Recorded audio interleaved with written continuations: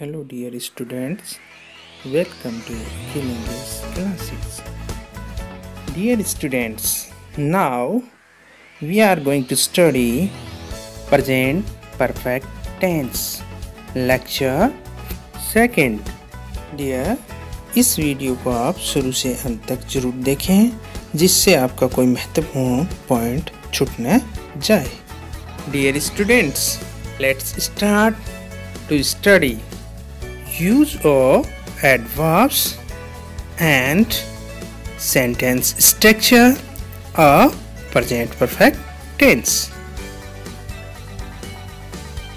Dear students, वर्तमान में जो कार्य या घटनाक्रम पूर्ण हो जाते हैं उनके लिए प्रेजेंट परफेक्ट टेंस का उपयोग करते हैं.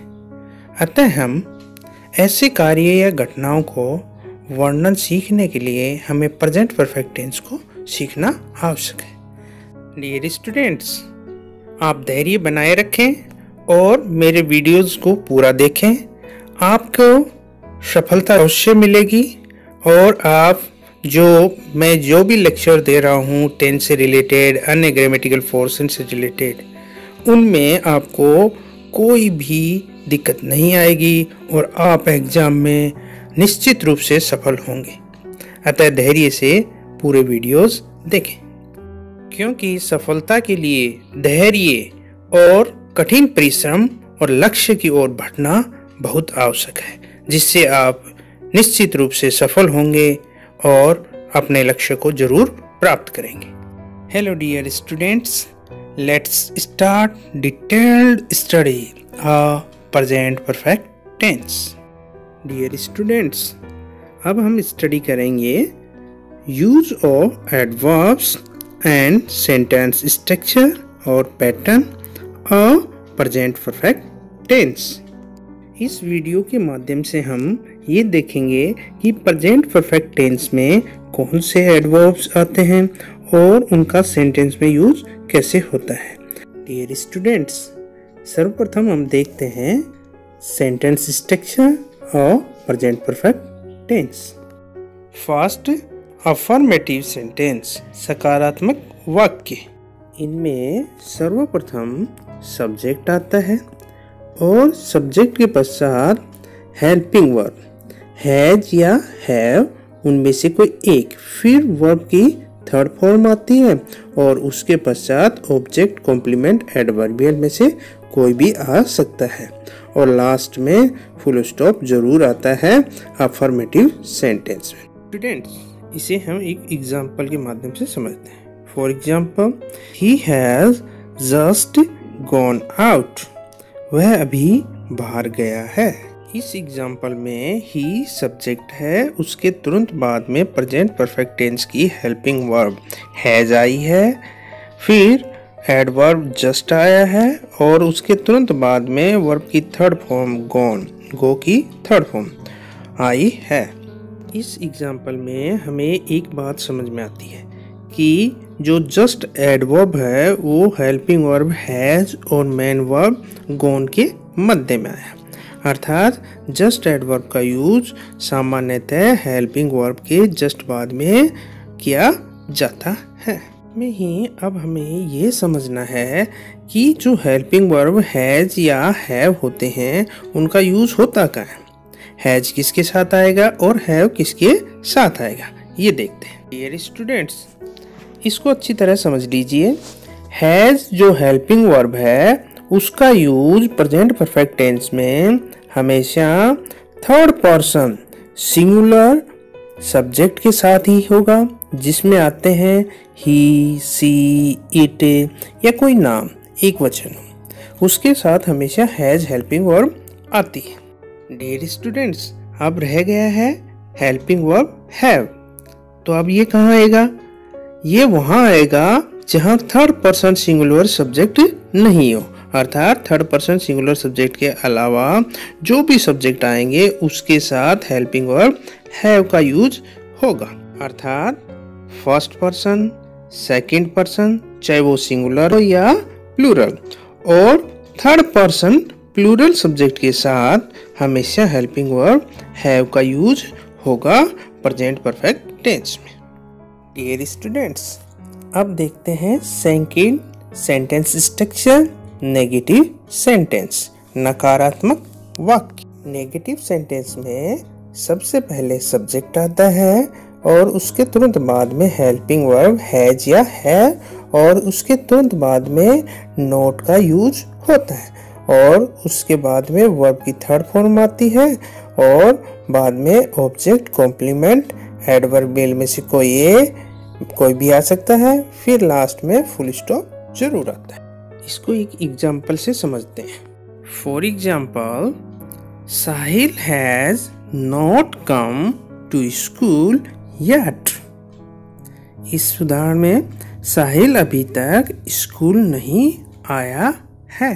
डियर स्टूडेंट्स, इस एग्जाम्पल में साहिल सब्जेक्ट है जो कि थर्ड पर्सन सिंगुलर सब्जेक्ट है, इसलिए इसके साथ हेल्पिंग वर्ब हैज का यूज हुआ है और नेगेटिव होने के कारण हैज के तुरंत बाद में नोट आया है, फिर कम थर्ड फॉर्म के रूप में यूज हुई है, फिर एडवर्बियल ऑफ प्लेस आया है टू स्कूल और अंत में येट जो एडवर्ब ऑफ टाइम है उसको दिया गया है। इससे हमें इस एडवर्ब से हमें प्रेजेंट परफेक्ट टेंस का पता चलता है।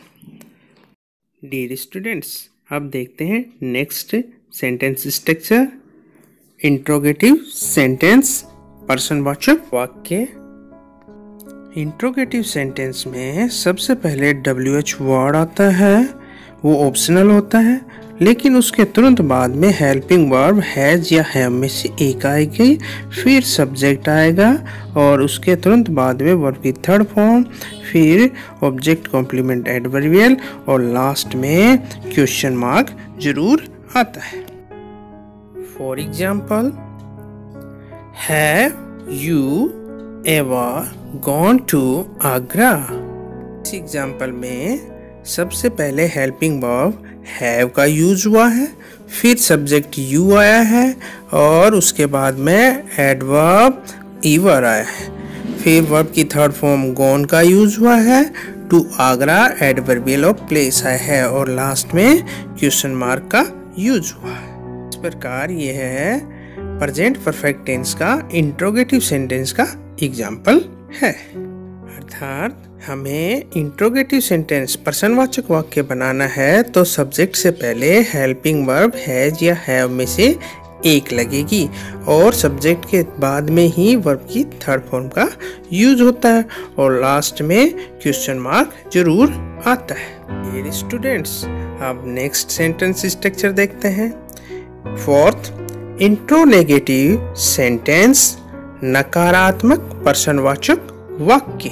इस सेंटेंस स्ट्रक्चर देखें, सबसे पहले इसमें WH वर्ड आ सकता है और उसके तुरंत बाद में हेल्पिंग वर्ब हैज या हैव और उसके तुरंत बाद में सब्जेक्ट और उसके सब्जेक्ट के तुरंत बाद में नोट आएगा और नोट के तुरंत बाद में वर्ब की थर्ड फॉर्म, फिर ऑब्जेक्ट, कॉम्प्लीमेंट, एडवर्बियल और लास्ट में क्वेश्चन मार्क आता है प्रेजेंट परफेक्ट टेंस के इंट्रोनेगेटिव सेंटेंस में। For example, have you not seen my mother so far. अर्थात क्या तुम अभी तक मेरी माँ से नहीं मिले हो। इस एग्जाम्पल में सबसे पहले हेल्पिंग वर्ब हैव का यूज हुआ है जो यू सब्जेक्ट के लिए आया है और यू सब्जेक्ट के तुरंत बाद में नेगेटिव के लिए नोट का यूज हुआ है, फिर सीन वर्ब थर्ड का यूज हुआ है, फिर उसके बाद में ऑब्जेक्ट माय मदर और लास्ट में एडवर्ब ऑफ टाइम आया है सो फार और उसके बाद में क्वेश्चन मार्क हुआ है। यहाँ जो एडवर्ब सो फार आया है वो सामान्यतः प्रेजेंट परफेक्ट टेंस को इंगित करता है।